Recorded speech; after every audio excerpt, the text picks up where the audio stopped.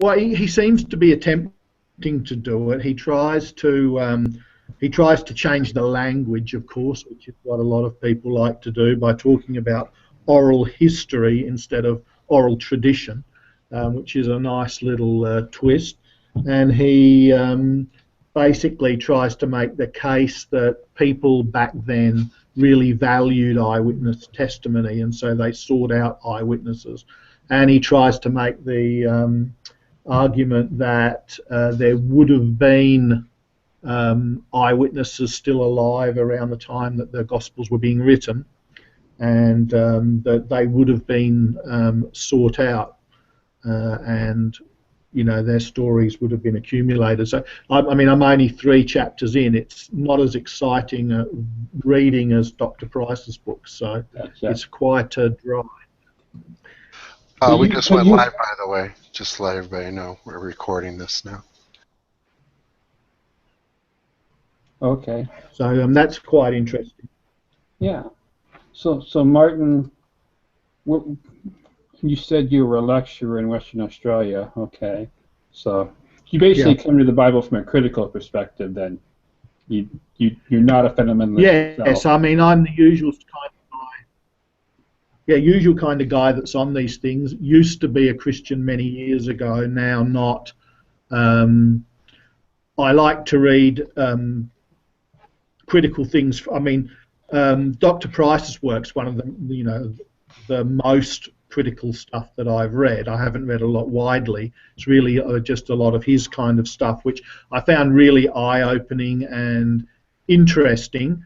But I try to keep an open mind a little bit about while definitely not wanting to go back to Christianity, but just keeping an open mind about all these ideas that are kind of floating around about the Bible, and have interesting discussions, as I said, with my son. Gotcha. Yeah, I was raised Pentecostal, but like 20 or more years ago, I finally got out of it. So about the time I was in college. Yeah, and it can be quite traumatic when that happens to you. Yeah. And Dr. Price is a good introduction to critical scholarship. I mean, he's a very good popularizer. Yeah. I admit that I still need to read more of Price's books. His better books I've collected and have them on my shelf but haven't actually read. Some of his shorter books I have read, The Christ Mystery and Its Problems, The Case Against the Case for Christ I've read, and there's The Night of the Living Savior I've read. But his other ones, such as the Pre-Nicene New Testament or Incredible Shrinking Son of Man, I've started on those and read sections of them but haven't completed them yet. I just get torn back and forth between different books that interest me, and I never get systematically finishing them. I don't know whether anyone's read the whole Pre-Nicene New Testament. That would be an achievement to kind of list on your CV if anyone has actually done it. If they were hiring. Yeah. There are some other people here who I don't know who they are either, though. I think I may have seen the names before, but I don't remember who they are.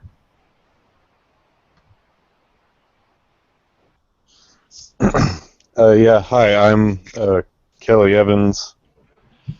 I've been listening to the show for a few months, and I am reading Deconstructing Jesus right now, but I'm actually working through the Higher Criticism reading list that Dr. Price put together. I'm reading a lot of the older stuff like Strauss and Wellhausen and Fun.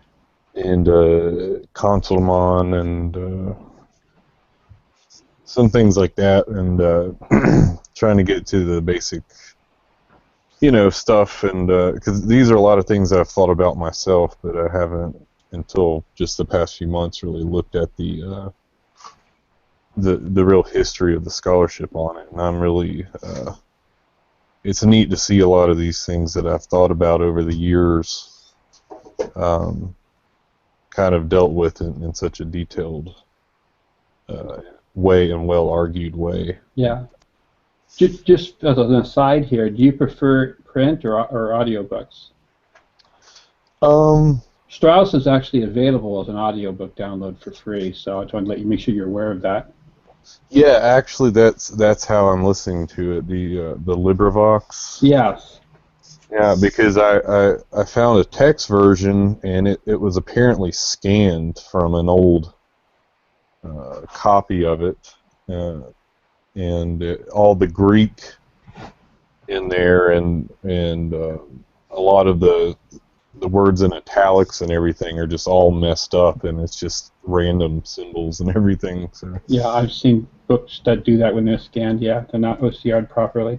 Right. You can get the PDF version of that, though, where you can actually just see the Greek. You won't be able to do anything with it, copy it or search for it, but you can at least see what it is. But see, actually, I was trying to listen to it. I got the text version and was trying to do a text-to-speech reading of it while I was at work, and it didn't work out too well. And then I heard about the LibriVox version actually on the Bible Geek show. So yeah, that was recorded by a Bible Geek member of I think the Bible Geek listeners group on Facebook.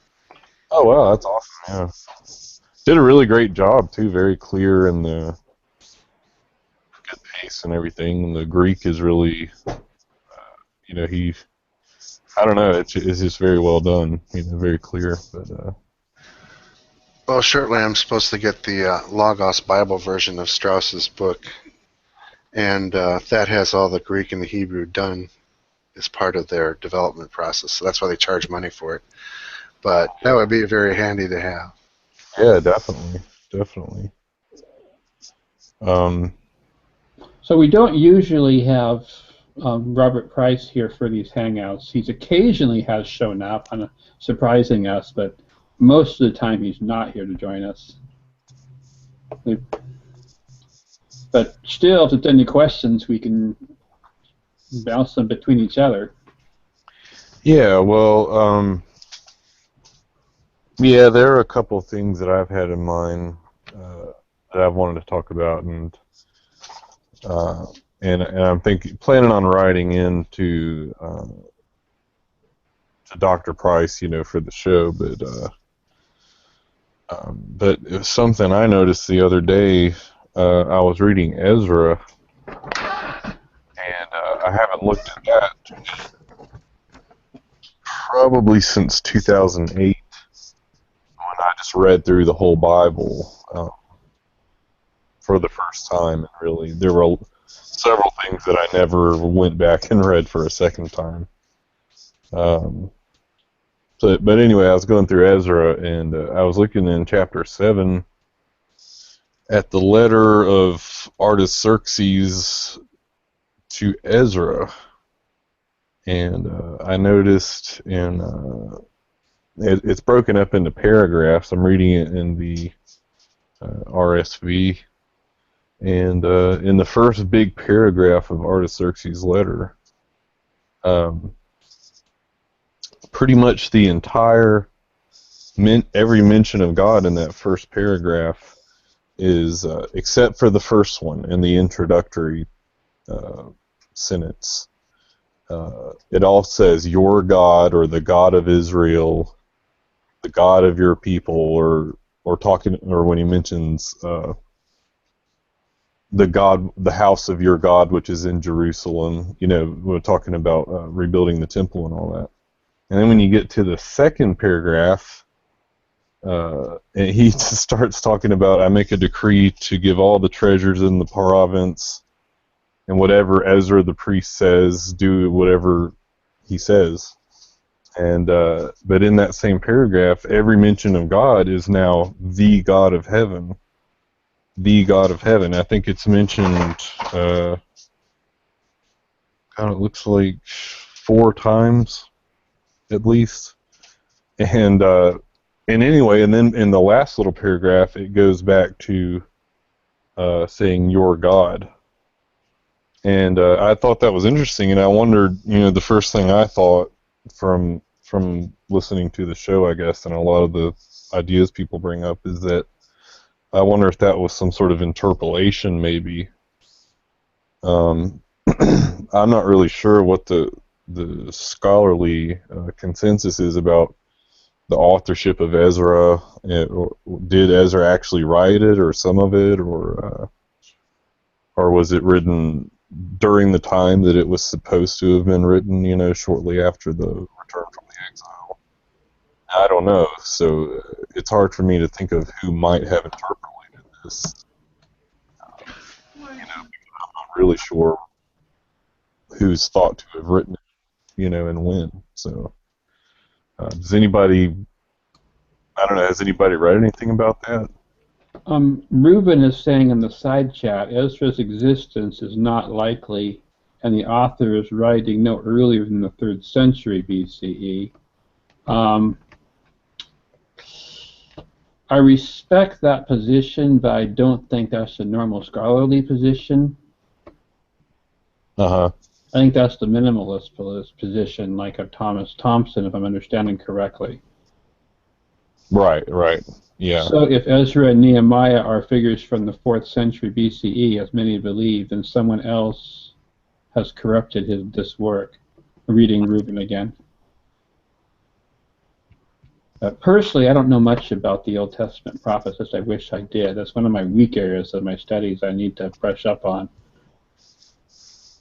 Yeah, me too. And I'm actually that's another thing I wanted to ask, maybe and right into the show as well. Is do you know of any good books that give kind of a detailed analysis of the prophetic books of the Old Testament and the historical ones as well, like Kings and Chronicles and Samuel and all of that?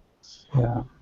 Because I've always found that's kind of difficult to just kind of to get through, and I haven't really gone back and looked at it critically since way back when I first read the Bible, and I read it in more of just kind of a taking it at face value manner. Ruben's asking what my take is on it.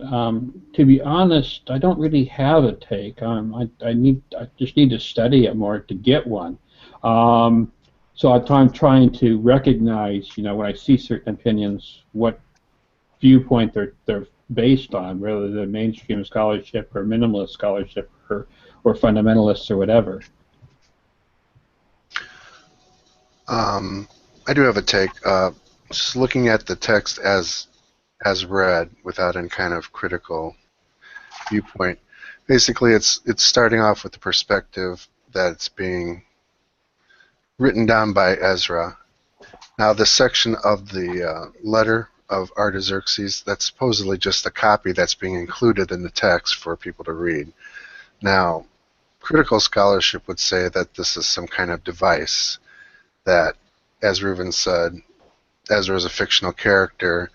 This letter, though, has a certain ring of authenticity to it, is not quite what scholars would expect if this was an authentic letter.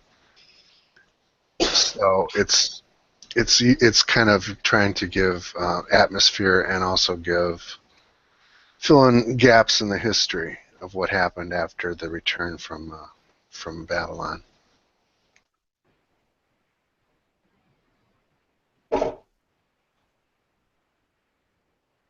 Okay, yeah, that's yeah, I figured that seemed to be probably the most likely interpretation. I tend to think I haven't read too much into it, but I do tend to think the minimalist, a lot of that seems to make more sense of the text. Well, I know that some minimalist scholars do say that the reference to the God of heaven is actually a Persian term, and usually used to reference the monotheistic God of the Persians, Ahura Mazda. Mm-hmm. Well, that's what I thought was interesting, that there was such a sudden shift in the use of terms, where in the first paragraph, he speaks of it as a local God, like the God of Israel or the God in Jerusalem, the God of the Jews, and then it suddenly switches to the God of heaven.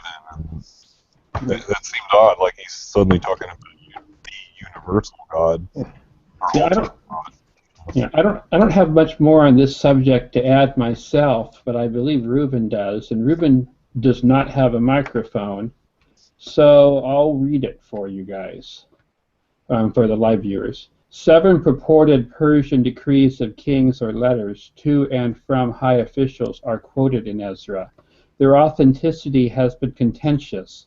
While some scholars accept them in their current form, most only accept part of them as genuine, while still others reject them entirely. L.L. Grab, or Grabe, surveys 6 tests against which the documents can be measured: comparative known Persian material, linguistic details, contents, presence of Jewish theology, the Persian attitude to local religions, and Persian letter writing formulas, and concludes that all the documents are late post-Persian works and probable forgeries, but that some features suggest a genuine Persian correspondence behind some of them. And again, that was from Reuben. Well, that's the thing. I mean, if you had, supposing you wanted to write a certain type of letter, well, you don't actually need copies that had exactly that particular subject in mind. You just need something representative of the style, perhaps. And so, to me, that's kind of gratuitous, implying that there must be some kind of factual basis, that there was some kind of remnant letters or something, that there could have been any kind of Persian correspondence, because the what's the word I'm looking for? The veracity of it is just marginal. I mean, it's just enough to make you think that it has some authenticity, but there's no details if you look at actual other correspondence that would that has any kind of correspondence to authentic letters, or very little. I guess that would be kind of like reading the Book of Mormon and saying, "Oh, this is a real, ancient document," because it's so deep. It's a very good analogy. Hey, John, Right. am I misunderstanding what Reuben said earlier, or am I misremembering what I've read elsewhere? Or because I thought most scholars, such as like Israel Finkelstein, accepted Ezra as historical. Am I misunderstanding that? Now that you mention it, I think you're right. He does. So that's why I was confused what Reuben meant. Does he actually mean that Thompson does not think he's historical? Reuben himself does not think Ezra is historical, even though other scholars such as Finkelstein do? Yeah, there's a point of contention. Most minimalist scholars would not accept the historicity of people like Ezra. Possibly Nehemiah might actually have a better case for historicity than Ezra. Okay. What that might be, I'm not sure. Maybe we should read Thompson's book instead of Margaret Barker's book. We've already started on Barker. But Thompson, we put on our list to read later. I mean, we're going to keep doing that for a while. What John is just talking about a moment ago is we have another hangout called the Biblical Criticism Book Club. Yeah, put a link in the chat. Every once in a while we go through a different book, and once a week we discuss the chapters that we read. Usually it takes us a month or so to get through each book. Oh, that sounds great. Yeah, I'd be very interested in that. Like you were asking earlier if there's any good books on the Old Testament prophets and stuff. I'd like to have a book on that subject for that reading group. But I don't know of what to suggest. Well, to be honest, I have a plethora of minimalist books by all the noted ones. I don't necessarily want to read all minimalist. Thomas Thompson. Well, we haven't actually. Yeah, I'd like to actually read more mainstream stuff, so I know what have a baseline to compare the minimalists against. So. I don't think you'd be happy if you read that stuff. Now, the archaeology in Finkelstein and stuff, that's okay because it has a good scientific basis. But people who are biblical archaeologists, who are like the antithesis of minimalists, would be painful to read. I mean, people like Elliot Friedman, or Richard Elliot Friedman, and people on his level. I mean, they're not ridiculous. They're not fundamentalists. No, they're not. But I think they, well, for me, they just accept too much.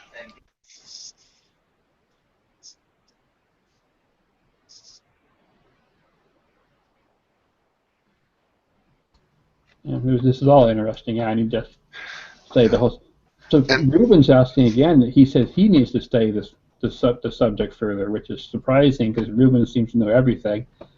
But Ruben says, yeah, I need some further study on this topic, and I was under the impression that Ezra's existence was not as rock solid as, say, Isaiah or Jeremiah.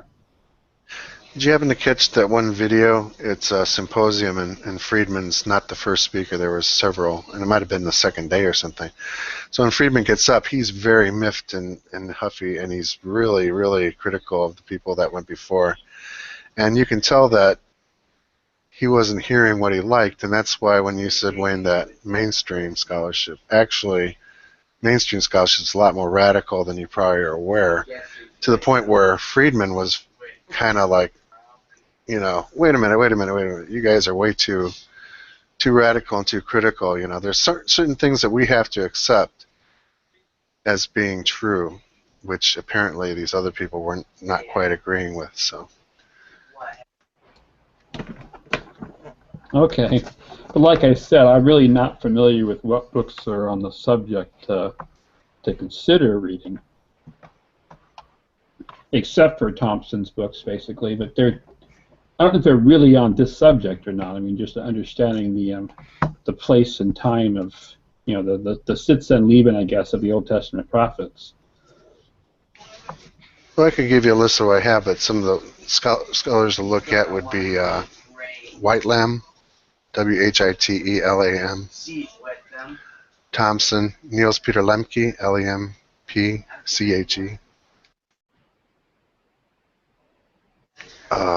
Who else? Lemke I've heard of before, and you know Thompson and Lemke I've both heard of.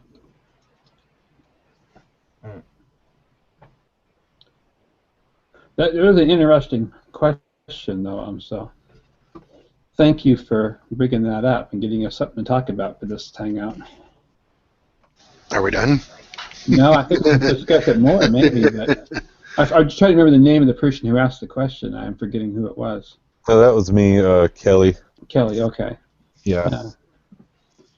Did we help you at all? Yeah, definitely. Yeah.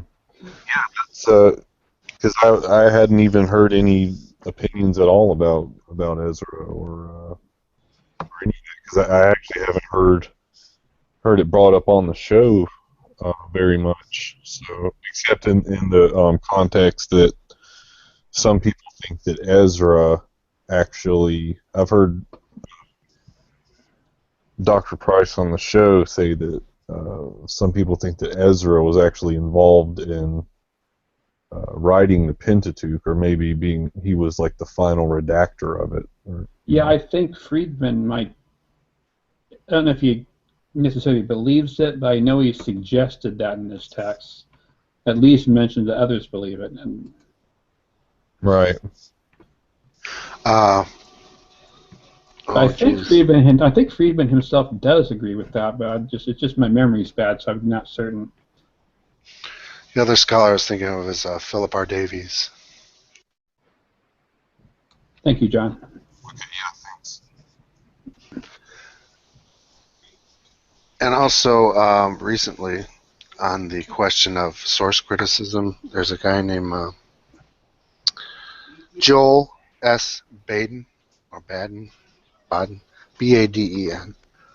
So if you're want to look at someone who actually has written stuff on the documentary hypothesis that is actually sooner or actually closer in time to the present, that would be a guy to read. Yeah, I've definitely been looking for something like that. But yeah, because I am going back and reading the basics. Like Wellhausen is coming up on my list of books to read. But yeah, I would like to then go and read something more kind of recent, comprehensive treatment of it. Yeah, a slightly different take from the School of Wellhausen is a book I have by a guy named Otto Eisfeld, Eissfeldt, and I have his book in print, The Old Testament, an Introduction, and he goes into a lot of detail about Wellhausen and the documentary hypothesis up to about the 1930s to 50s somewhere, and I can't remember when he was writing. So that would be like a good take on like the Wellhausen school as it's in its final phases.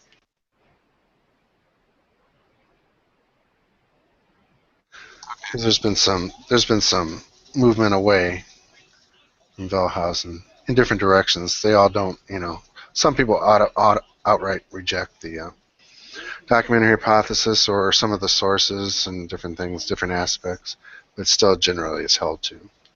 Mm-hmm.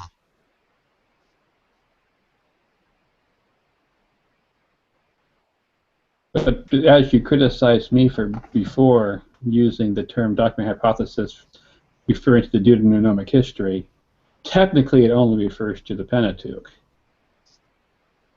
So when we're talking about, Ezra and Nehemiah and stuff, it's not technically the documentary hypothesis we're talking about, right? Right, I was just mentioning because he was talking about Wellhausen. Oh, okay.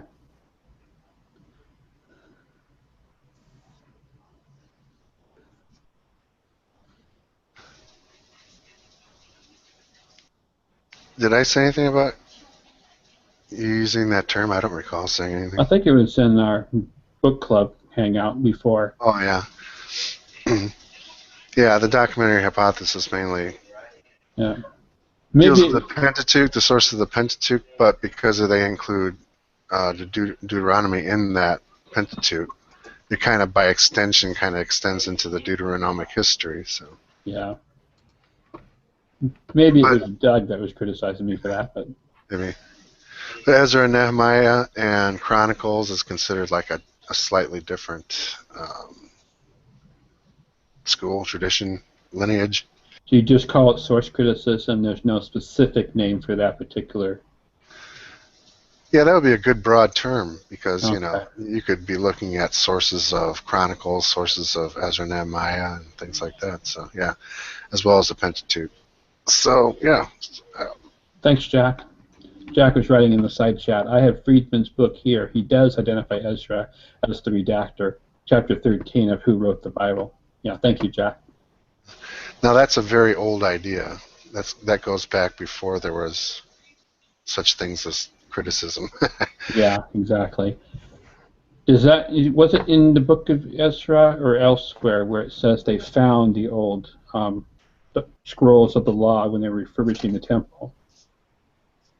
That's in the Second Kings, I believe. In the Second Kings. Oh, okay. First Kings, when Josiah is his reign is described. That's right. That's right. Yeah, how convenient to find the book of Deuteronomy in the Deuteronomic history. That's very, very convenient. And one thing I did notice, and I really the time I read through all this was as a kind of a new believer, recent believer, and the kind of the whole truth of the Bible. And I was reading through the Old Testament for the first time, but there are certain things I couldn't help noticing, like how in the Deuteronomic history, like Judges especially, and Samuel and Kings as well, that the Pentateuch, the law, isn't mentioned very much. Like Moses and that whole thing isn't, really referred to a lot. Wow, that's an interesting point. It's like, did they not have this stuff written down? It almost seemed like it was written later. And I kind of got that impression, and I had a lot of things like that kind of bothered me because I was reading it from kind of this is just everything at face value exactly as it appears. Yeah, I know in the book of Jeremiah there's, and I forget which chapter, there's a passage regarding the scribes who falsified the Torah. Yeah, that is very interesting. Yeah. And whether they just been oral to Torah and stuff, or the actual written, Pentateuch or whatever, I mean, which probably it wouldn't have existed in modern form in his times, but maybe it was developing it during his time, and he saw the process of development and didn't like the direction it was going in. Right. Yeah.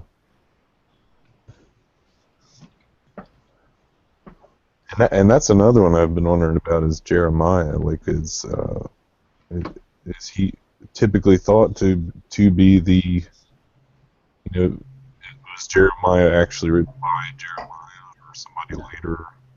Was Jeremiah considered to be historical in the same way he's described in the book?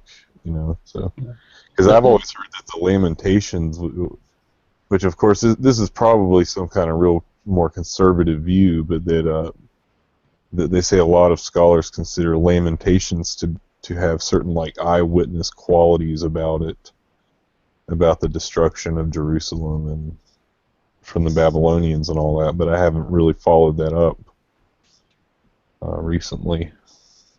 But yeah, that's just another thing, what are people saying, I guess, about Jeremiah these days,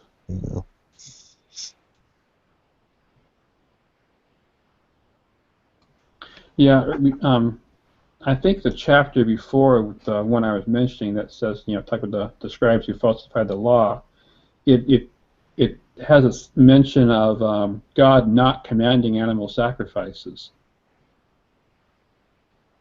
He's basically, taking on the priests who claim that God does want animal sacrifice and says, no, God doesn't ask for that. But, the law itself, it's actually in there. But he's saying the law is falsified, so it's like, okay, so the animal sacrifices parts that you find in like Leviticus are what you're saying is falsified? Yeah, it's really interesting. Yeah. Because the way he says it is, I think he said, I gave no commands concerning animal sacrifices. Right. I've read a Christian study Bible on that passage, and the way they weasel out of it is just to try to narrow the time period Jeremiah is talking about. He just means, immediately when they're being taken out, not after they got into the Promised Land. Oh, right, yeah. Because didn't he say, in the day that I brought you out of Egypt? Yeah. No. Yeah, so that meant a literal 24-hour day, maybe. Yeah, yes. They weren't making it a 24-hour day, but they're referring to the time before Sinai, which just seems really convenient for them, and completely ad hoc, I think. Right. Yeah. I'm pretty sure that what Jeremiah is just saying by that is, the time period of Exodus, Yeah, that time that the law was being given. Yeah. And Exodus itself, actually, I think, has commands for animal sacrifice, and in our copy of it we have now. Mm-hmm. Yeah, pretty sure it does. Yeah, and they're so specific, like you have to cut the fat out and take the kidneys and separate this type of fat and throw it out. It's like, so you have to say, I gave you no commands concerning animal sacrifice. Yeah. It's amazing. Yeah. Reuben found the one passage for me, Jeremiah 8, verse 8. How can you say we are wise and the law of the Lord is with us? But behold, the lying pen of the scribes has made it into a lie. So I think it's chapter 7 that talks about the animal sacrifices not being commanded.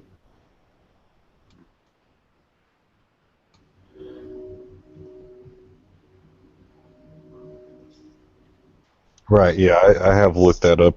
Yeah, that is where I remember. Yeah, I haven't looked at that in a while. I haven't seen if there's other passages and further in Jeremiah on the same theme or not. I'm not aware of any, but I wouldn't doubt that there might be.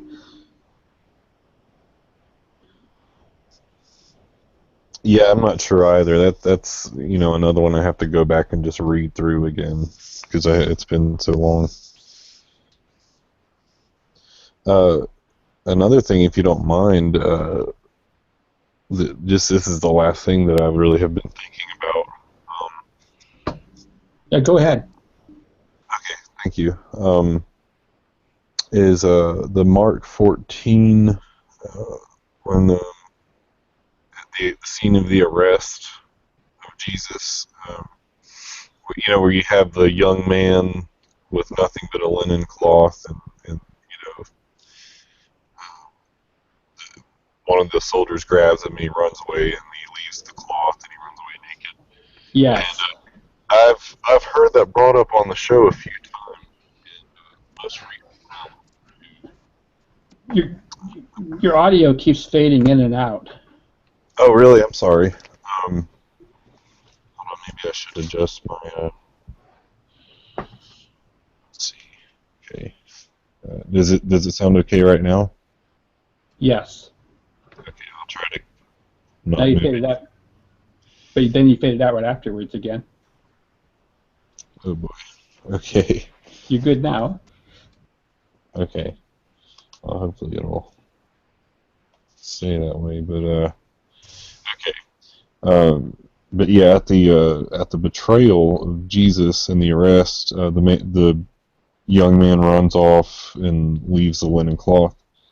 And I heard Dr. Price say, and I think this was in one of the episodes last year. I'm going through the back catalog. He said that he felt that was just kind of a description or a literary illustration of how desperate and afraid these disciples were at the time that Jesus was arrested. He was in such a hurry to get out that he left his one piece of clothing behind. I agree with that to an extent, but I think there's a little more to it. I don't think there's a lot more to it, but I think there's a little more to it. And the little bit more is, I think that's a reference to Amos chapter 2 or chapter 4, I forget. But there's a verse there, the naked man or the naked one will run away in that day. And it's part of a longer passage about God's judgment on Jerusalem, which Mark is constantly making subtle allusions to Old Testament prophets talking about judgment upon Jerusalem. And he just does it, by just taking verses from the prophet and writing them into the scene that he's describing. So right. I take that verse basically as being a humorous part of the Gospels, haha, he's naked kind of thing. But with the fundamental purpose of it being there is, again, remember what Amos was telling you. Right. And I think that's the whole point of it. Yeah, and Dr. Price mentioned that as well, right, in the episode that I was talking about. Yeah, I forgot about that. He did mention the Amos reference. But one thing I thought of a few weeks ago, I was just lying down thinking about this one night, and I suddenly remembered Joseph and how when he was tempted by Potiphar's wife, she tried to grab him and pull him into the bed, and he ran off and left his, multicolored coat in her hand, which was kind of like this smoking gun evidence that she used to try to frame Joseph, which ended up for trying to seduce her, And she tried to say, oh, well, he jumped on me, and look, he left his robe behind, and then that's why he ended up getting thrown in prison. But I said, yeah, well, okay, that's interesting. So there's another part in the Bible where you have somebody running away and leaving an article of their outer garment behind. Yeah, that would be interesting to research further, yeah. I think in Mark itself, there's a lot more study that needs to be done on the symbolism that Mark is using. I haven't really found any scholarship that I'm aware of that addresses it to my satisfaction. I think there's lots of references to clothing in Mark, more than you'd expect in most narratives of that size. I mean, compare it to the other Gospels and stuff, it has more references to clothing than the other Gospels do. From describing John the Baptist's clothing to the woman touching his cloak to be healed, to the description of certain people in white, to the naked man, etc., to some of the parables he has about clothing and stuff there and cloth. So it's like a theme that runs through Mark, and I haven't traced it enough to figure out what's really going on with it, though. Yeah, I've never thought about that. There are an awful lot of... Yeah, and he talks about his, at the Transfiguration, his clothing was so white that no launderer on earth could make it that white. Yeah, that's how I've seen it translated anyway. Yeah, exactly, yeah. But I just think there's an unusual frequency of them. Individually, they're nothing, they don't stand out individually. But it just, as a whole, it's just like, wow, clothing is really mentioned a lot. Yeah. But I actually followed up this Joseph thing and looked it up on Google, and there actually are many words in common with the Septuagint in that scene where the young man runs away. There are many weird words that are actually very unusual words. Oh, that would be interesting. I know there's other references right in that same area of Mark to that same chapter in Amos. So I mean, the connection of Amos is not just that one verse. It's actually 3 or 4 different verses that tie them together. Right. So we know that's not coincidental. But if there's also verses going back to Genesis there, I'm not aware of those. So that's actually fascinating. Yeah, it's. If you'd like to write that up and post something about that in the in the listeners group, that would be nice. Okay, sure. That is intriguing.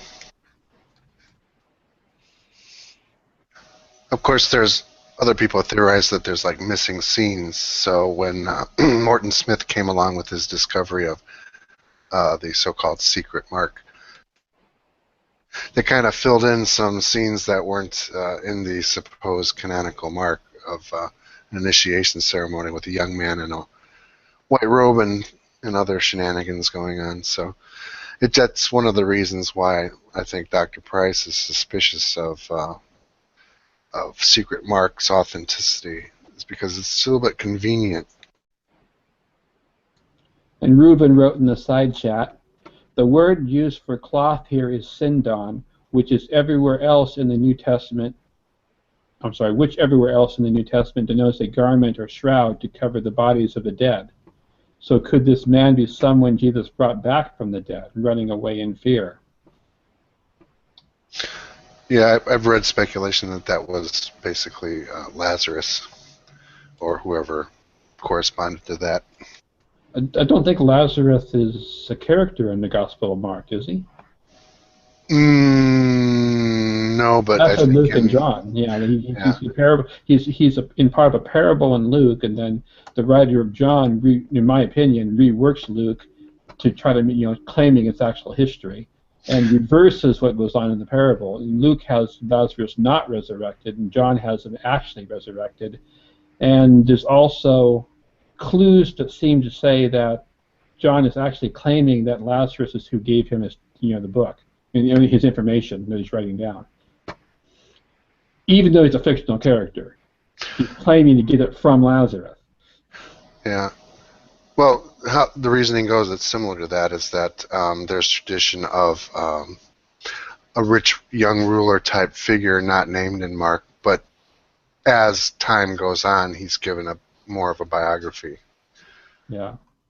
So, he's just mentioned in passing in Mark, or there could have been more to it than we have right now in canonical Mark to account for that person, and then later on, he's given a name, he's given a hometown, family, all that good stuff. That was a good question. I also forgot who asked that one, but yeah, that was great. That was Kelly again, that's right, yeah. Yeah, that's me. Thank you. Thanks for all the responses. That's something I feel I knew a little bit more about, even though I'm still an amateur about all this myself. And a lot of what I know is just from listening to podcasts and skimming books or reading short articles on the internet, and I've collected more books than I've actually read. Yeah, me too. But you were talking about, Wayne, earlier, that kind of view that what we can say about, clothing, what we can say about the meaning of that scene of the person running away, you can kind of figure out internally the themes that run through Mark. Hopefully, yeah. I'm not persuaded that, I'm not seeing this task actually done, but it looks like a promising avenue of research. Yeah, and what I find intriguing about Kelly's suggestion about its relationship to the Septuagint, or even just the story of Joseph, is very interesting, because that would be in line with themes that are present, betrayal and things like that, being implied, being set up for something that Jesus wasn't actually guilty of, stuff like that. So, it also fits in with the themes. It's just something that's never been probably very much noticed or discussed. Yeah, I forget which scholars count, but by one scholar's count, there was at least 160 references in the Gospel of Mark to the Old Testament. And there's probably more than that. There's probably still more that's being missed. Well, here's the point that I was trying to make, but I didn't quite say it, is that things that kind of stand out, like what Kelly was suggesting, that they would look at it and say, okay, well, that's better explained because of all these other Markan themes that we've studied for the last 200 years of scholarship. So it's an interesting idea, but, they're not going to pursue it. So I'm just saying that it does tie in with themes, but not maybe what scholarship is determined to be, oh, these are the Markan distinctives, Yeah. And I don't think enough scholars have actually looked at Mark with the point of view that it might be fiction written out of whole cloth. I mean, some scholars do, but I think most of them still have too much historicist or fundamentalist slant to them, that they think there's some kind of oral tradition or something to it. It's history that has been exaggerated in a way. Well, but I think we need more scholars to take the invention out of whole cloth approach to examine the symbolism of it. Doesn't R.G. Price basically just flat out? Yeah, he does. Say it's a novel, basically. Exactly. Yep. And I agree with R.G. Price on that. I was wondering, because it sounded like I was hearing an echo there. It's been a while since I actually read that, but yeah, I remember that. And just for anyone listening, R.G. Price is a kind of a leader of an atheist group, I think, in Texas, I think. He has a website with lots of political stuff on it called rationalrevolution.net. But he's also kind of an amateur biblical scholar and has written some articles and some books on it himself. He's not the same as our Mr. Price, of Robert M. Price, so they're two different people, totally unrelated.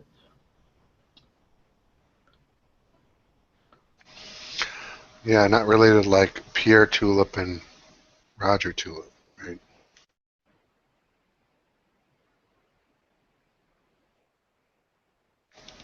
I missed your joke if you're making one, because I don't know who they are. They were active recently in the Bible Geek listeners group. They just happen to have the same last name, but apparently they're totally unrelated. Oh, what okay. are the odds, Gotcha. of that kind of name? It's not very common. Yeah. My name's not very common, and I have a friend on Facebook that has my same last name, not related to me. Or not, let's just say, I shouldn't say not related to me. Actually, I figured out that, okay, her father would be my fourth cousin once removed. But I found out she's not related to me because she's adopted. But just coincidental that I met her through another friend on Facebook, not through family, and she has my last name, which is extremely rare, Van Woodhuizen. I think I know who you're talking about, because you became friends with me like a long time before you did, and I thought it was the same guy, basically, not paying attention to the first names too well. I don't think you know who I'm talking about. Huh? Well, I only have two friends that have your same last name, so. Huh. That could be.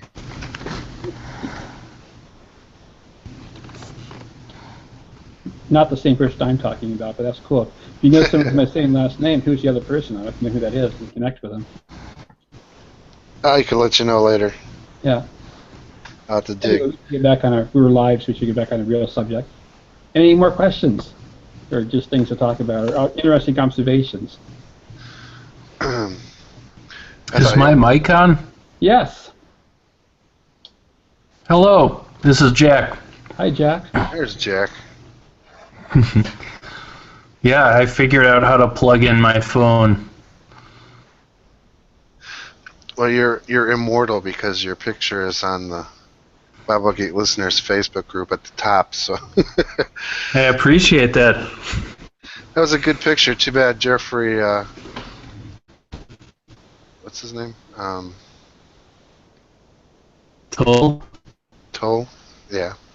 He was taking the picture. Unfortunately, we should have had a picture with him in it. Yeah. Does the group of pictures have one? The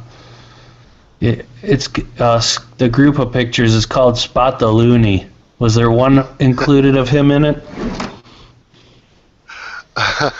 I did get a picture of Jeffrey the next day at SBL, like a side shot when he was talking to Renee Psalm, I think, about the existence or non-existence of Nazareth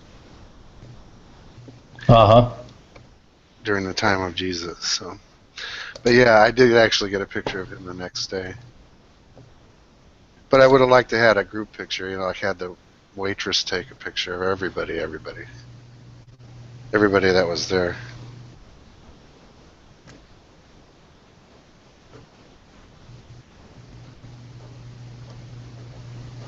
The guy that was sitting on your left, I could have sworn I saw him like a year later at a school function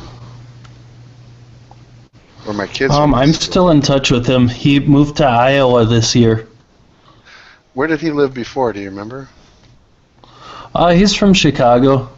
Or, I mean, he's from Iowa, moved to Chicago, and then back again. His name's Derek. Oh, yeah, because the guy I saw was like this. I kept looking at this guy, and he was like the spitting image of that guy. But, you know, I only really remember him from the picture, not so much live. So it's easy to be mistaken. And then to your right in the picture, his name is Maynard. I see him every month. Yeah, he was a good guy. I liked him. Yeah, and then I don't know Miguel's friend's name. That's the only person who I don't know.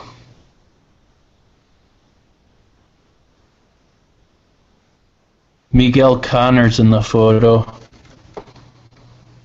I was trying to get everybody tagged on another version of that picture, and I don't think I got that Miguel's friend tag because he didn't have a Facebook account back then, but maybe since then. Oh.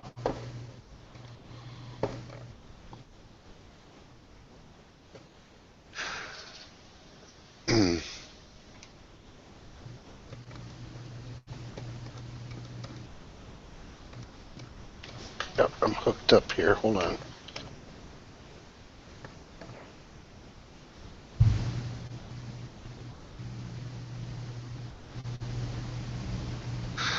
So I was going to ask Wayne about, you were talking about something in 2 Corinthians, Wayne, about whether it was a reference to Satan or not. Yeah. I think it was... What was the... The question is whether the Marcionites would have taken it as a reference to Satan. I'm not really asking about how the Orthodox Church would have taken it. That's not the question. Yeah, what was the verse? 2 Corinthians 4:4. But there seemed to be a note in Badun saying that there might have been a difference in the reading that's in the Marcionite version. But I didn't really understand Badun's note.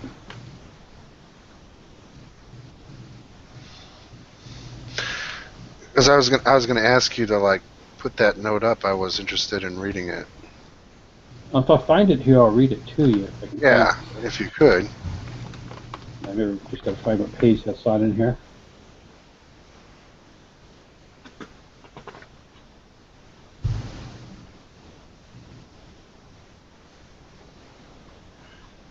on.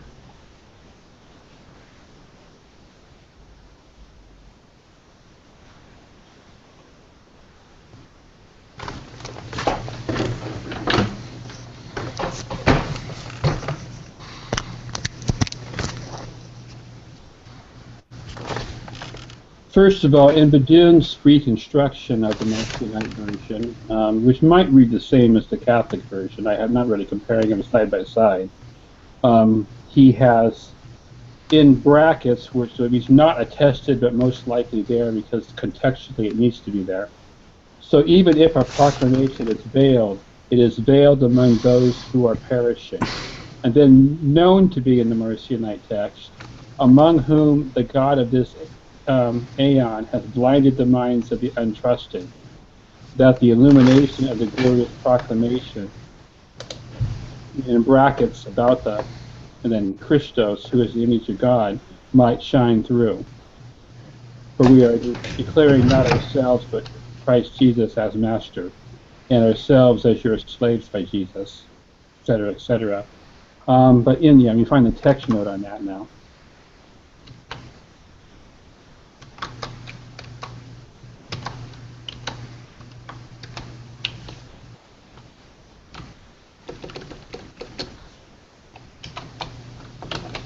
Okay, the text note.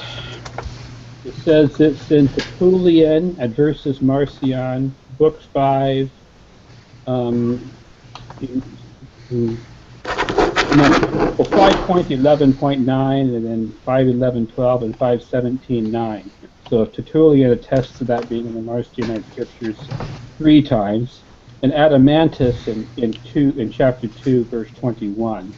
Badune notes that Smid does not credit the evidence of Adamantius, and then Badune writes, instead of eis to me August agasai ton otismon, the Greek text of Adamantius reads pros to me degaskasai auton ton otismon, sharing some features with other variant readings in the Greek manuscripts, but agreeing exactly with none. But Rufinus's Latin text reflects the more common text, ut non fuligat illuminatato. Tertullian refers to this verse again in Versus Marcion 5.17.9, and this must be the devil, whom again in another place, if at least they wish to read the apostle this way, si tamen ita ec apostolum legi volunt, we shall recognize as the God of this aeon.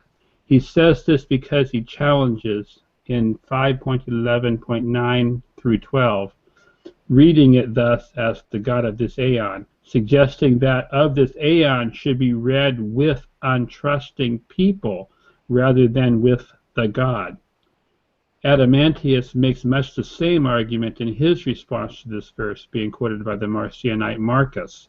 Neither of them are remarking on a different wording in Marcion's text, but a different interpretation of Paul's ambiguous wording. Were you able to follow that or make anything of that? Yeah, I was just going to say that it sounded like they were just interpreting it differently, but I think I agree with Couchot, and it's just clear that I think Paul, because he does have this big thing with Satan, and I think that's a reference to Satan. There's just really, you would be having to falsify Paul. Yeah, I think Paul wrote it as a reference to Satan, I believe, yes. The question is, did the Marcionites understand it that way is a different question. Well, that's the whole crux of it, because if they don't have anything that specifically discusses their interpretation, then you have to go along with Paul's interpretation, because that's part of the Apostolicon, if that's really in there. Reuben is saying that Calvinists see it as referring to Yahweh, not Satan. I did not know that. Huh? In the side chat, what Reuben said. Yeah. Reuben says it's one of the core texts for Calvinism about the ungodly being blind to the truth.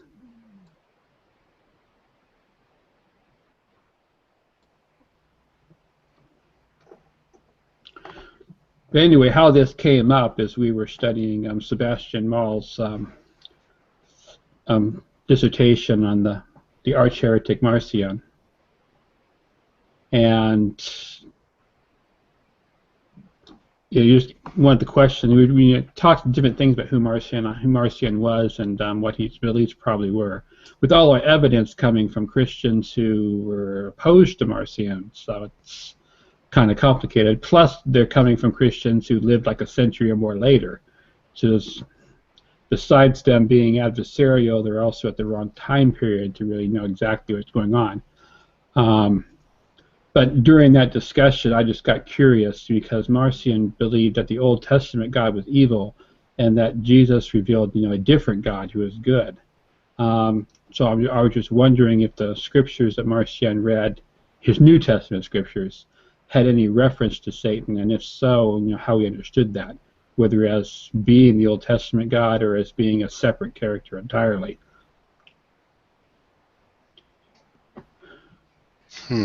Well, I guess it is kind of ambiguous of even who Paul is talking about, and I would grant that. But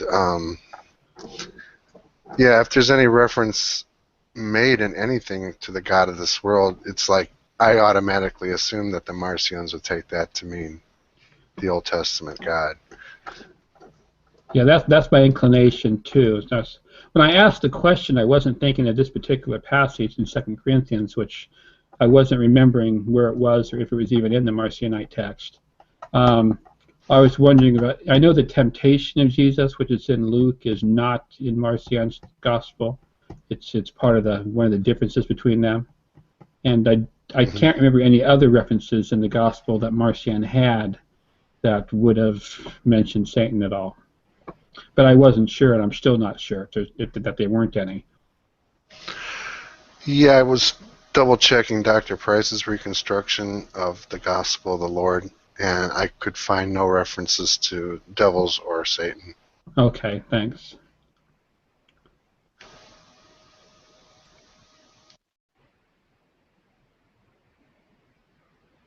But then also, if you knew, I put up Couchoud's reconstruction of the Gospel of the Lord too. So if you ever want to compare that to Badun, feel free. I didn't realize Couchoud had a reconstruction. I thought he was just using Harnack's work.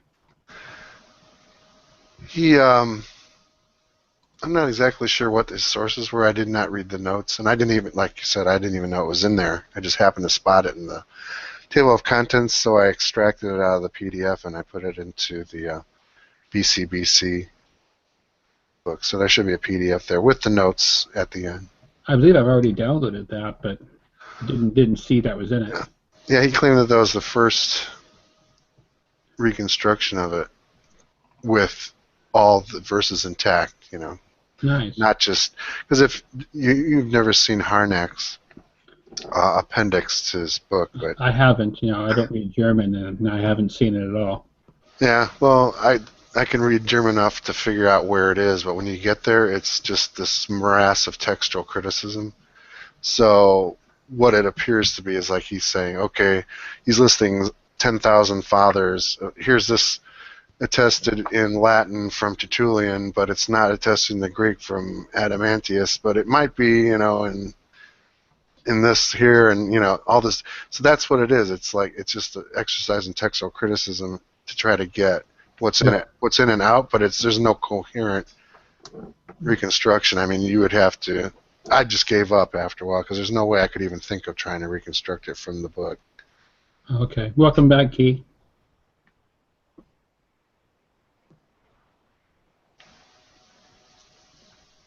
Oh, yeah. Was he here earlier? I'm sorry. Yeah, he was here a Okay. while ago. I must have missed him. It's hard for me to multitask. Yep. I think for me to understand what Badun's footnote actually meant there, though, I just need to read Tertullian. That's probably why I'm not getting it. I'm not reading the source text with it. I'm Well, sure if I read Tertullian, it would make perfect sense what he's trying to say. yeah, it's very helpful to have it like Couchot in Logos, because I can fill in the references to the fathers and other stuff. And a lot of stuff is online, so I have to include links to the internet, but a lot of that goes obsolete after a while, so, unfortunately. Yeah, and some stuff is just not online. You just can't get it. It might be in a Google book somewhere, but you can't really. It's very difficult to reference specific things in Google Books. It can be done, but it's not always very easy to do it. I got a quick question for you, John, on pronunciation. Sorry, when I was reading from that footnote and citing from Tertullian, I didn't really know how to say whether it's book, chapter, verse, or what. So I was just saying, 5.11 point something. But is there a proper way to say that? Is it chapter something, or book something, chapter something, verse something, or is it different notation? If there's three numbers, usually the first one is the book, followed by chapter, and then usually either the lines or the paragraphs are numbered. But there's several different systems, so Yeah. you could say like book 5, chapter 10, and then you could say like section 1 or something. That would be good enough because it varies. Yeah, I don't remember if there's a standard versing for Tertullian or what system Badun was using. Yeah, but since it's more recent, it's kind of been standardized. But the further back in time you go, it comes up for grabs. Yeah, because it depends on a lot of who was doing the translating. Well, what they would do is that, okay, here's the first Latin complete version of Tertullian, and would have his particular system. Over time, that would change as other scholars, would translate it and stuff. So they had to come up with a standard. But oftentimes, the people that originally put this stuff up in the original languages are the only references in the original languages. So there's a discrepancy between how you're referencing it in a translation today. Gotcha. From how they originally published the ancient language, and other problems too. Thanks, John. Yeah, and there's a lot of still source criticism. Textual criticism going on with a lot of this stuff. They keep finding, manuscripts in museums that they've had for ages and just didn't know they had. It's not like they're digging them up in the desert or anything. But they're adding to, and they're also occasionally finding out that they've misattributed works to the wrong father, for instance.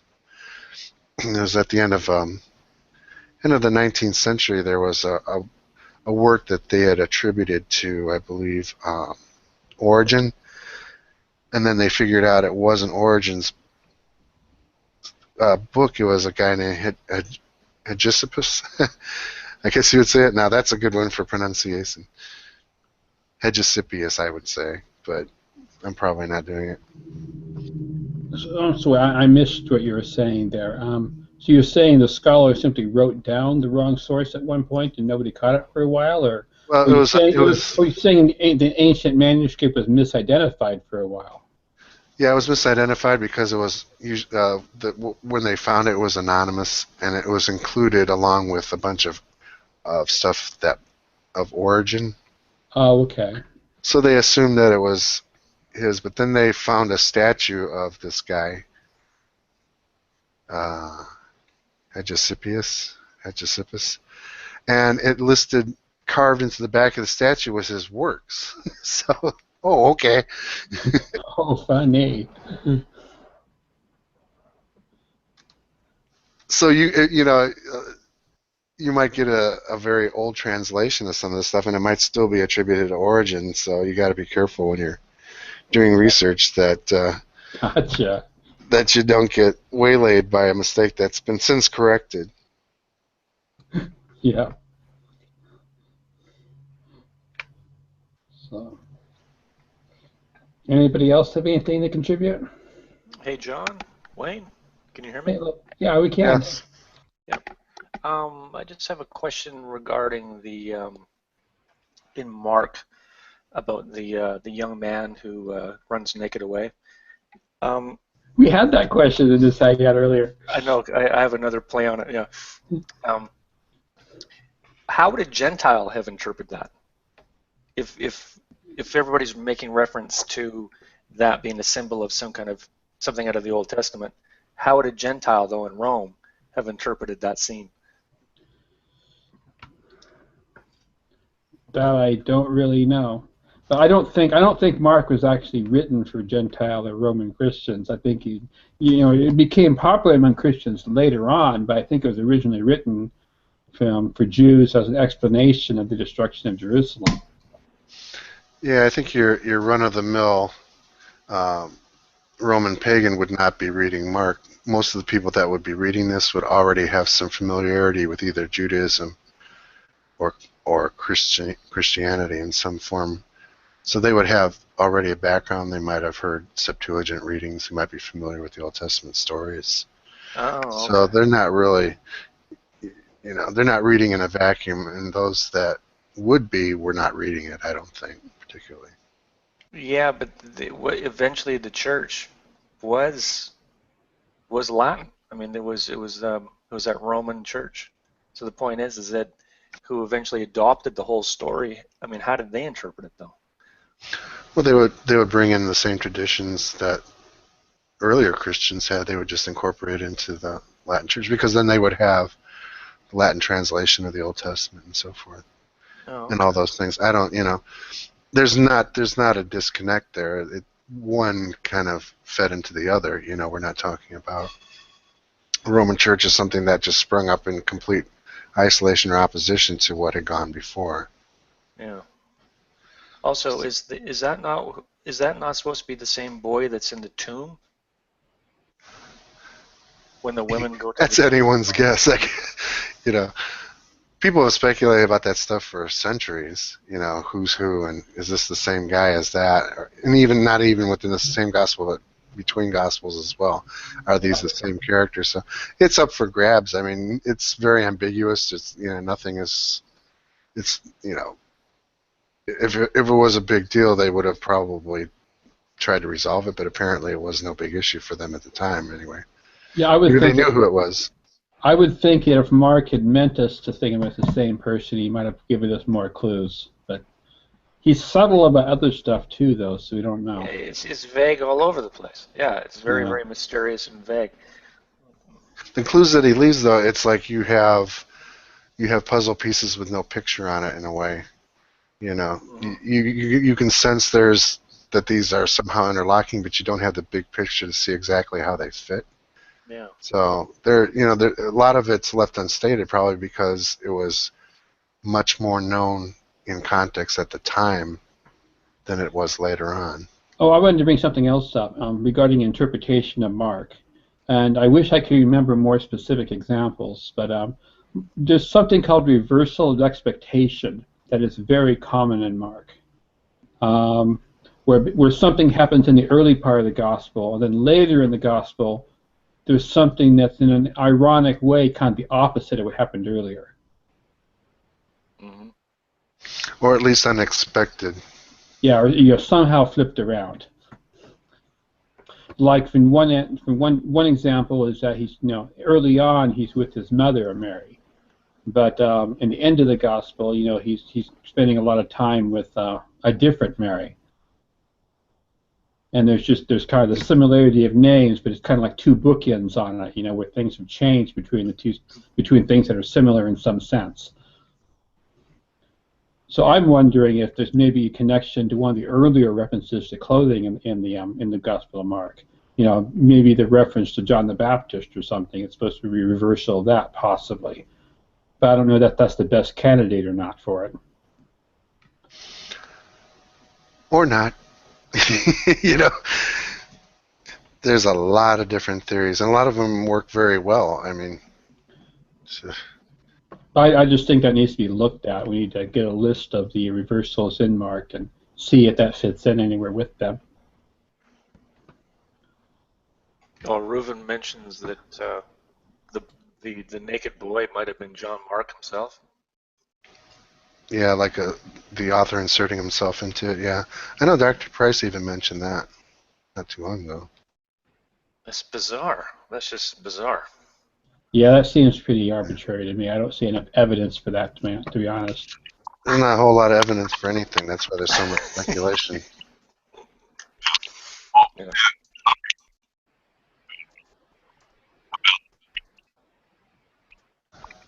Can't hear Kelly at all.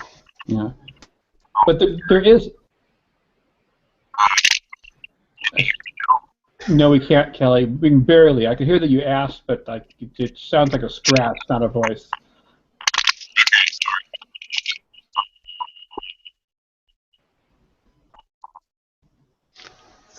That reminds me of the voice from the Quantum Future. Yeah. But there is more evidence for some things than others, though. And when I say there's not much evidence for that, I mean, I don't really take, there's very little evidence for anything as being a good response, because, like, the fact that Mark used the Old Testament, there's strong evidence for it. There's just so many more allusions that could possibly be by bare chance. Well, let's say that there's not enough evidence to reach a definite conclusion, because the evidence can be interpreted in a bunch of different ways that do make sense in a way. I've heard some really good theories that are totally different from that. So you're saying that maybe when Mark was originally read to people 2,000 years ago, there was like a question and answer period where all the right answers were made? That's after you die and you go to the great seminar in the sky. Possibly, yeah. I had my own suggestion at one point, but nobody really follows me on this, and it's just kind of my own little wild speculation, that the ending of Mark, where the women at the tomb tell nobody what they saw because they were afraid, and then that's where it seems to end. There's other endings that are tacked on afterwards, but they don't seem to be original. I think a little bit what's going on there is that it's passing on to the reader the job to tell everybody what's gone on. But the only way that makes sense is if the reader gets it as being allegory. Not literal truth, but truth on a spiritual level or a symbolic level. Mm-hmm. Yeah, and then there's the one that Dr. Price subscribes to, is that was the way it was meant to end, because obviously somebody told somebody something. So it's a wink to the reader, in a way. Is there a chance that somebody could have just written this thing and it got circulated and it just took on a life of its own? No chance. It's what? No. Well, of course somebody wrote it. I mean. Yeah, but it's like we don't know what that original community was. Whoever those scholars were, those thinkers that were basically sat down and engineered this thing.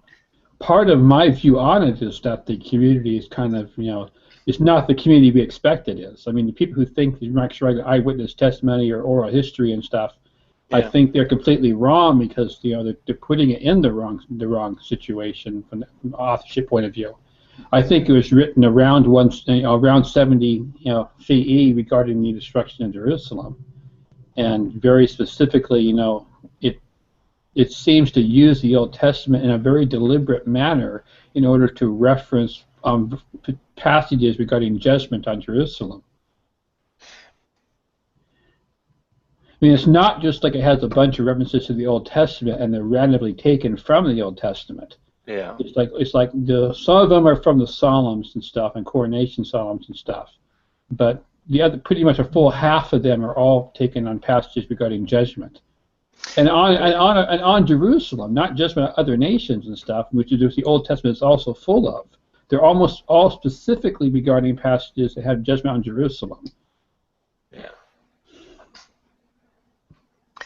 But is the dating correct? I mean, is that reasonable, placing it that early? That's controversial, but yeah, I think it's right. But what do I know?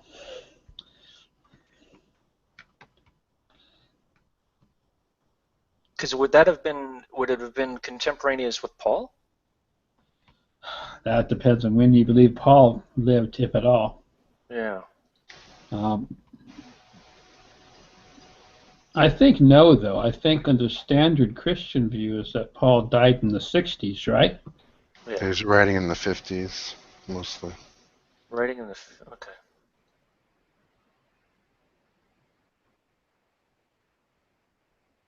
Okay, so the suggestion is that Mark was written after the writings of Paul. Yeah, but not before the fall of Jerusalem, according to the pious view. Oh, okay. Yeah, okay. See, because they want the predictions of Jesus in the gospel about the fall of Jerusalem to be actual predictions. So they want Mark writing before 70. Okay, so I see. In the sidebar here. Yeah. And if you're like one of those creepy, naturalistically biased people who don't believe in prophecies or anything, Yeah. then you could put it in like the Middle Ages if you want. I doubt that because One of those creepy. I'm pretty sure it's before Luke, because I think Luke used Mark, but You don't think history was invented in the Middle Ages? I don't. History? No. Oh, okay. Oh, those historical revisionists, they crack me up, man. There's no way that history could have been created in the Middle Ages, because there were no Middle Ages. The entire world and all of us and all the evidence we have was created a week ago, last Tuesday. Well, that's just your theory. No, it's not just my Tuesday. You look it off my Wikipedia. It's called Last Tuesdayism. That's true. Yeah.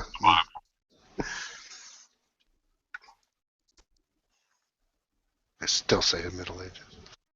Yeah, I think There was that one guy, I can't think of his name now, but he was saying, that all the events of the Gospels occurred in Europe, and they were just purposefully set back in time to this non-existent history that the monks invented, Christian monks invented, when they had nothing better to do. Wow, they must have been very creative to create all the text about Marcion and other heretics and stuff, Yeah, and the coins, to make that evidence so confusing. The dinosaur bones.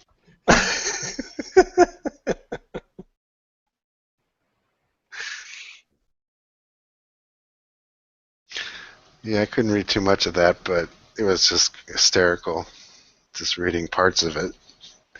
It's I like to read some of that, some of the conspiracy theories and things, just for enjoyment, for relaxation and entertainment. They have great imaginations. Unbelievable. Well, I found there's this book I downloaded in 2007. It's been on my backup hard drive, and I was just going through there trying to eliminate stuff. And it's all based on chick tracts and all kinds of stuff like that, so it's really the Pope is the Antichrist, and Hitler was a Jew, and all the top Nazis were Jews, and Roosevelt, the entire cabinet were Jews, and the Holocaust is a conspiracy of Jews to get them not to want to go to Europe and America, but to go to Palestine. That was the only reason that all that stuff happened. So, and it just goes on and on and on, and it's like, oh, God. It was funny for a while. Then it just got, unnerving. But yeah, it's had like footnotes from chick tracts, which I thought that's the first time I ever saw anybody footnote those. Footnoting a chick tract, wow. You have to be desperate to footnote those. Oh yeah, so the links to the website were no longer current. He must have went from like GeoCities and got an actual domain or something in the meantime.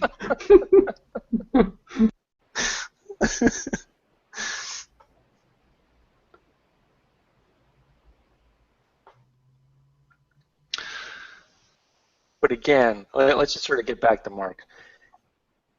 But it's supposed to have been, is it only traditional story that it was written in Rome? Actually, yeah, that's just kind of like Conjecture. it's based on, I think, somebody like Polycarp or some dude had an opinion on that. I think, can't recall. If Doug were here, he'd probably remember that. You know.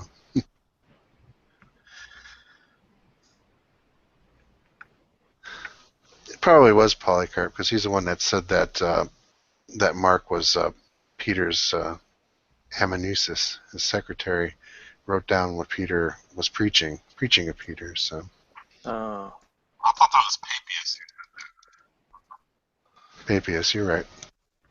And Papias also believed that Matthew was the first gospel, right, written in Hebrew, which modern scholarship, modern critical scholarship, doesn't find plausible. Yeah, which he referred to as the words or sayings of the Lord. So most scholars think that he was definitely not talking about the Gospel of Matthew as we know it. It could have been a collection, an original collection by Matthew, a guy named Matthew anyway. Or not. Hmm.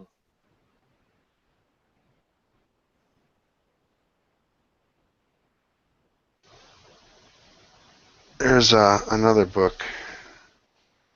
I'll get a link to it, put it in the chat, which has a slightly different take on both Papias there, his sayings, and question of Q and things like that. Let me get that real quick. Okay.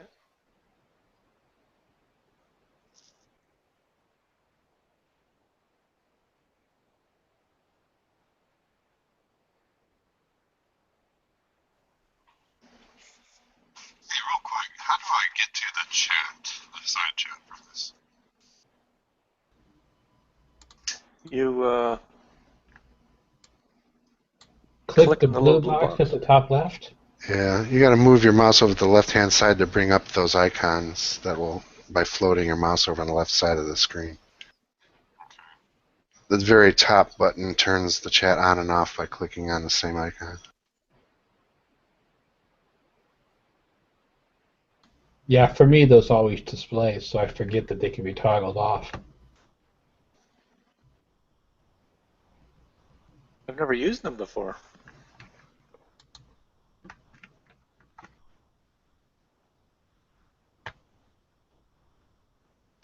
Yeah, I especially like the eject all button. Let us get our parachutes before you do that. Yeah. Oh, maybe I'm the only one that has that, sorry. Oh, because you're a moderator? Or what? Maybe not this time. Usually Ruben gives me some kind of powers when I come in, but I never use them.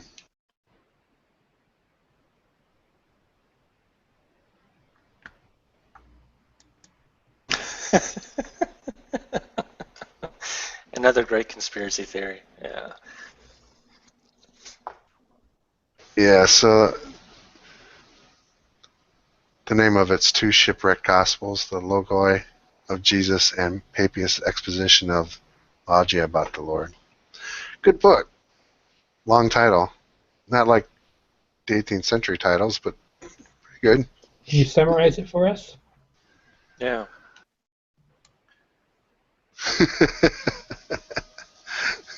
What, were you bluffing me? You said it was a good book? Do you know what it says?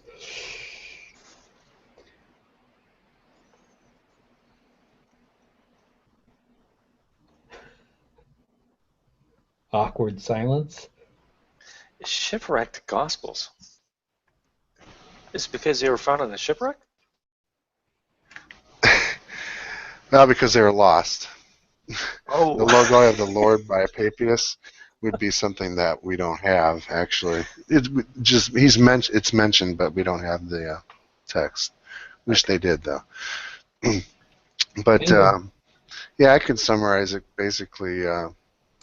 The book is by the same guy who wrote the books on the Homeric influence on the Gospels, and he went off to a different slight tack and started looking at gospel sources. So he was kind of like came up with this, what he calls the Q plus / Papias hypothesis. You're not talking Dennis R. MacDonald, are you? That's a different person, right? This is Dennis R. MacDonald, yes. It is, okay. So anyway, this Q plus / Papias hypothesis is that there's two basic sources for the Gospels rather than just Q. So those were used by Mark, Matthew, and Luke as sources for their Gospel. It's a lost Gospel thing, but very interesting.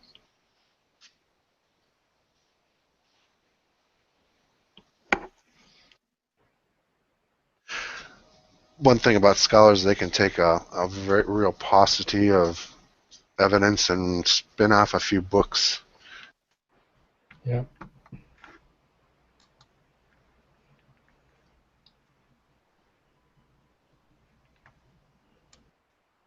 I have one of Dennis MacDonald's books on Homer, but it's not the one that everybody reads all the time. It's like an earlier, slightly shorter version of his theory. I got the Homeric epics in the Gospel of Mark, but I think his better book is the one that came out afterwards that has both, I forget what it's called. And he had an earlier book just dealing with Acts, I thought, or article just dealing with Acts. Yeah, I saw it in the screensaver about 90 books ago, and I didn't want to go back that far. Yeah, MacDonald wrote somewhere, maybe on his website online or somewhere, that he was working on a project to make a list of all the references in the New Testament or the Gospels or some scope he had to all secular literature. Every known reference that's ever been cited. References to the Iliad or the Odyssey, and references to Euripides and others, and conjectural ones too. I think he was also going to include, but I don't know if that book ever came to place. If he's still working on it.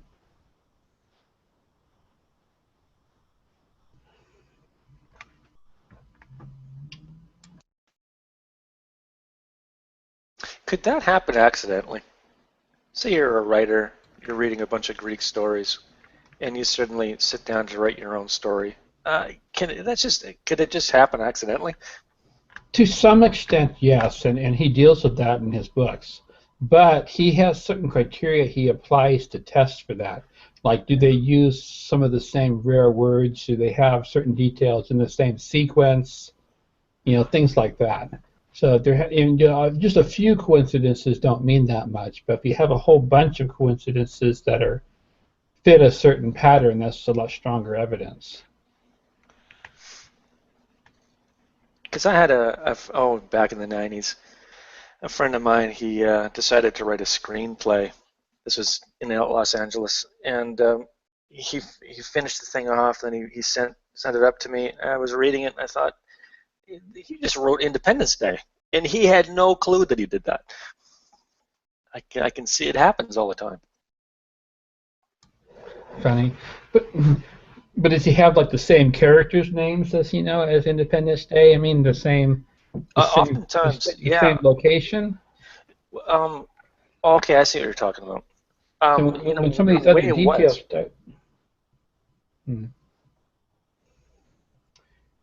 Yeah, it depends really how many details there are. The same idea happens a lot, but you're not going to have the same of multiple different ideas in conjunction unless you're actually stealing an idea from somebody. The same thing, same way they detect plagiarism, in writing and stuff. It's just a few ideas may correspond, but you got a whole bunch of stuff that all corresponds to what a certain other person wrote, then there's obviously some borrowing going on.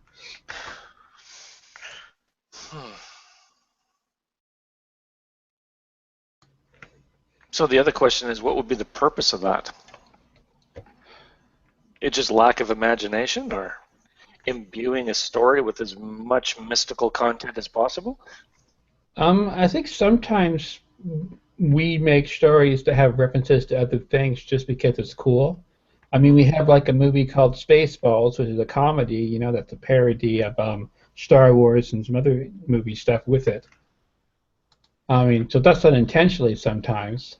And I'm sure they did the same thing back then. Just this is the reference just to Homer or the Old Testament or something, just as kind of an interesting point of connection.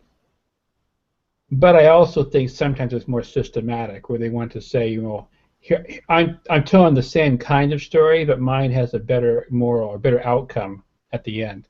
This is how the story should have been told, or something like that. So they what you're saying, that in the ancient past, they would have thought that they had to follow that kind of template. Is that what you're saying? I don't think I was saying that, but I'm not really sure what you mean by that. Well, I'm also not an expert on this either, so I'm just... Okay.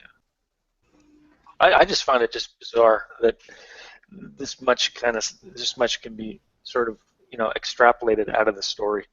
Yeah. That if that is the case, what would be the reason for even doing that? Because if it's intentional, then there's some kind of reason that they thought it was necessary in order to mimic it. Yeah. One of the clearest examples of the Bible borrowing from Greek literature is in the book of Acts. Now, I'm going to get the details wrong because my memory's not that good. But basically, the story has Paul preaching for many hours, and some guy in the window is listening to him. And after a while, the guy in the window falls asleep, and he falls out of the window onto the ground. And I guess I forget if he actually dies and is brought back to life. I think that's what happens. But there's actually a similar scene in Homer's writings. I forget exactly where. And in Homer's writings, I believe the person actually dies. And in Homer's writings, the name of the character has something that is something like, I can't remember the guy's name. There's something like unfortunate or something in English translation.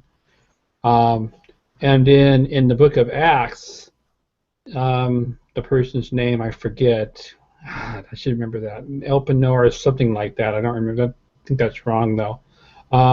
Means more like lucky one or is fortunate. So there's even a similarity of names in the scene, but they're being switched. The exact opposite. Yeah, exactly. And that they're like plot and literary devices. It's because of their names. It's kind of striking in both locations. Yeah. I need to do a quick Google search and find that article about that for you guys. Okay.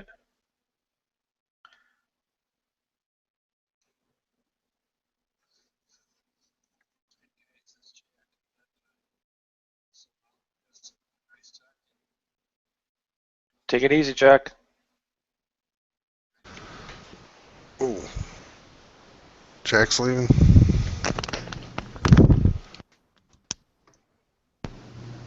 Was it a good turnout tonight? Yeah, one of the better ones. Great.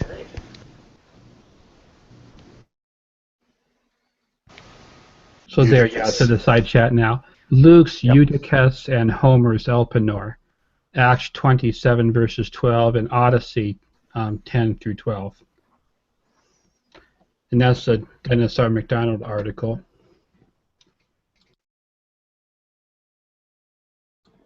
But I think that's one of the most clear and convincing cases of the New Testament borrowing from Greek literature that there is. But there are other cases that are also striking. I mean, like the day of Pentecost in Acts 2, and they have tongues of fire above the apostles' heads. There's actually a scene in the Bacchae of Euripides where there's also described about people having their hair on fire and not being burned.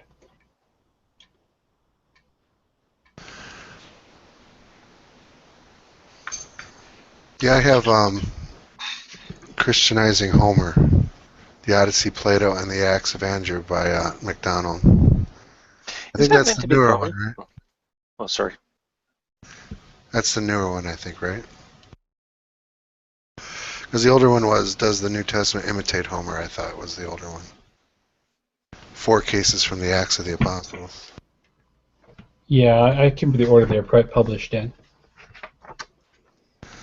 Yeah, I don't have any the publishing information here handy.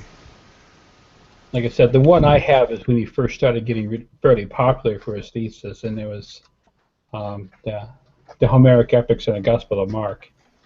And I wasn't able to read all the way through it because I wasn't familiar enough with the Homeric epics. So I started reading his comparisons and stuff, and without having read Homer, it's hard to follow.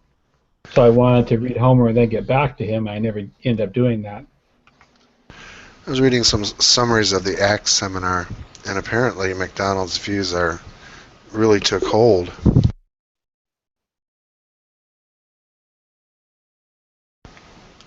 Of the Acts seminar, that is.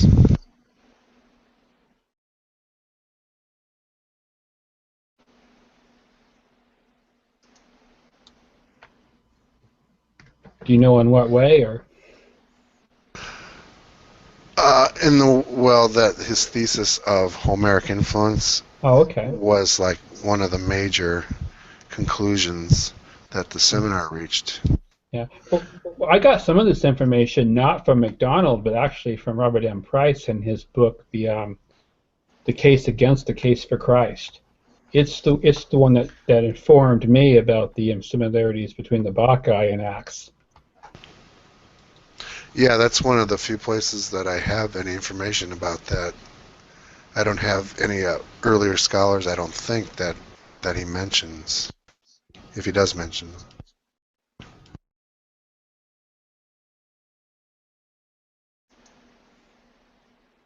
Yeah, according to what I got here, it's like, does the New Testament imitate Homer was from 2003, but Christianizing Homer was from 1994, so that must be the older one.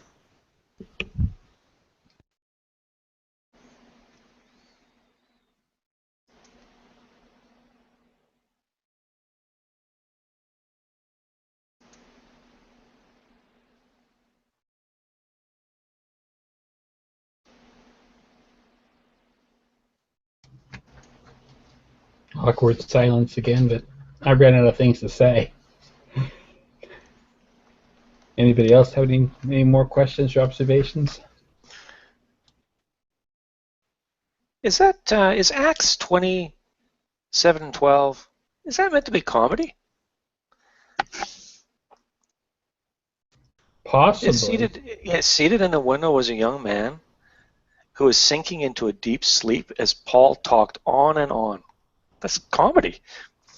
Yeah, but like I said, there's a similar scene in the Odyssey, so it's not original to Acts.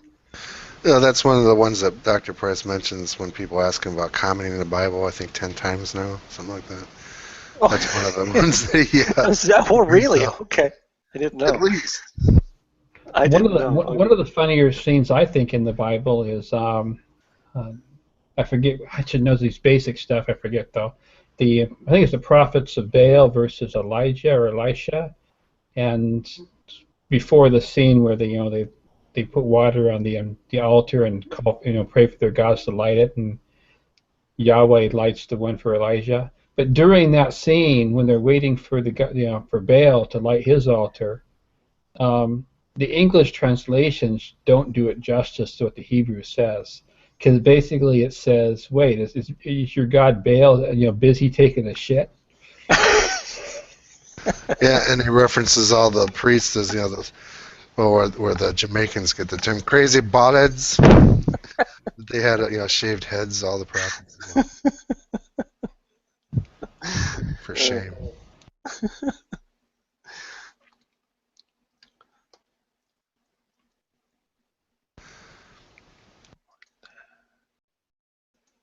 There's a lot of things I think that are funny that maybe other people don't think are funny. Like the woes that Jesus pronounces on cities like Tyre and Sidon and Bethesda or Bethsaida or whatever it is.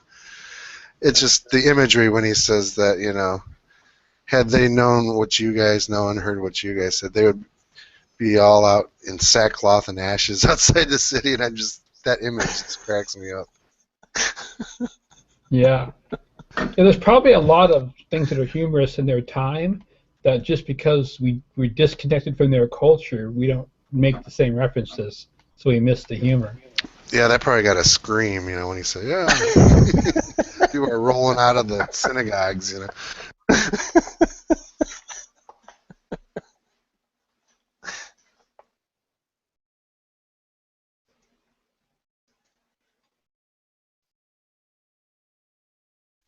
How are you fellas doing this evening?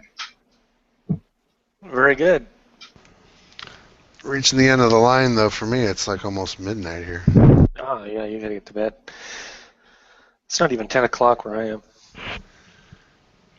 Yeah, I'm usually... Well, I have to get up at the same time the kids get up. I usually try to do that. How are you? Is it? That's an interesting book I see right there. Between Alexandria and Jerusalem, the dynamic of Jewish and Hellenistic culture. Can anybody elaborate on a little bit about what this book is about? If I read it, I could. I just collect books. I don't actually read them. Yeah. Like Wayne said. Wow. It does sound.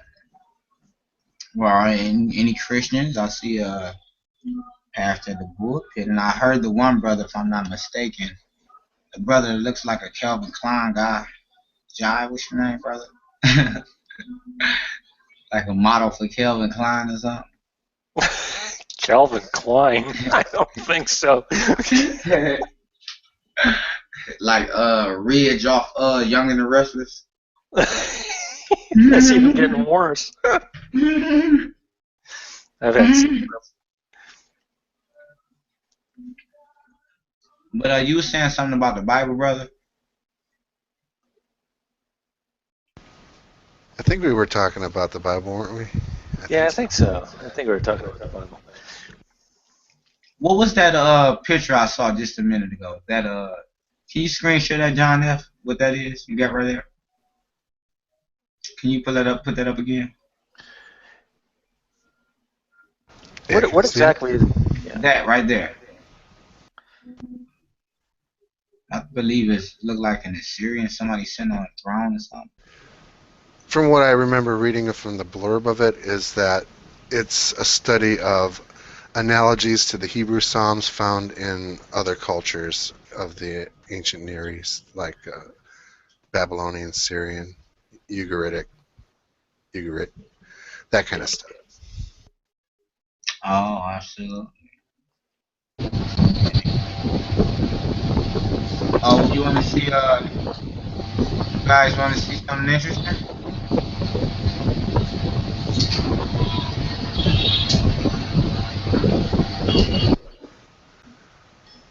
Well, I'll actually share something interesting with you guys this evening. I don't know if I'll screen share it with you guys. Share something interesting. All right.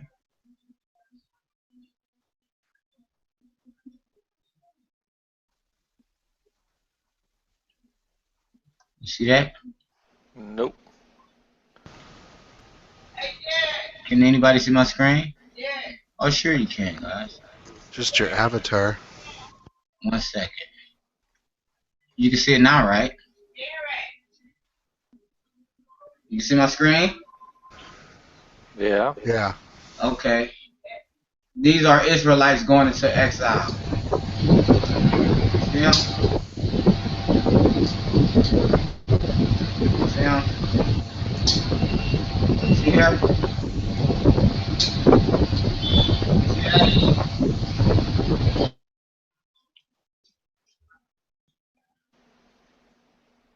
Anybody see this information I'm bringing forth? Yeah, I see it. I'm seeing them.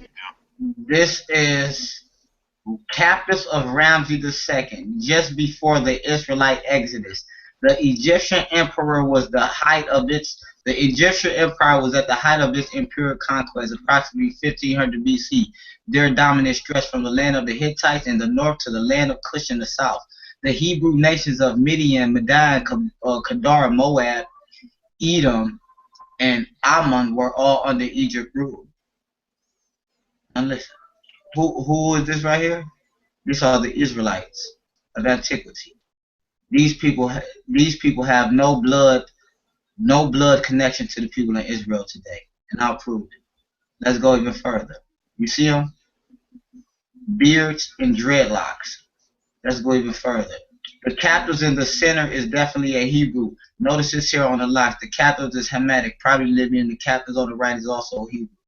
The Israelite captives of Assyrians. From the